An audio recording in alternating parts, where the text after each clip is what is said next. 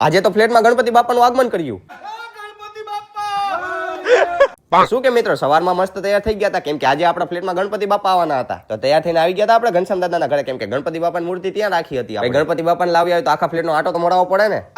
ગણપતિ બાપા મોરયા, ગણપતિ બાપા ગણપતિ બાપા મોરયા. અને પછી ગેટ પાસે આવીને ગણપતિ બાપાના સામૈયા કર્યા.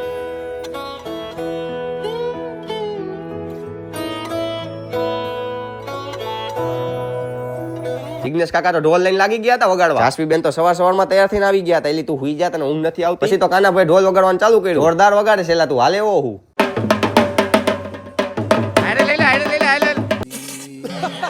ગણપતિ બાપાને લઈને આવી ગયા હતા આપણે ક્લબ હાઉસમાં કેમ કે અહીંયા ગણપતિ બાપાનું સ્થાપન કરવાનું. પછી પપ્પાએ ગણપતિ દાદાને ફૂલનો હાર અને ફૂલ ચડાવ્યા. અને આજે જેને પૂજામાં બેસવાનું હતું એ પૂજા કરવા માટે બેસી ગયા હતા અને આપણે કાલ બેસવાનું હતું પૂજા. જો ગણપતિ બાપાની મૂર્તિ એકદમ મસ્ત લાગે છે ને, સાફા વાળી. પૂજા થઈ ગયા પછી આપણે ગણપતિ બાપાની આરતી ઉતારી.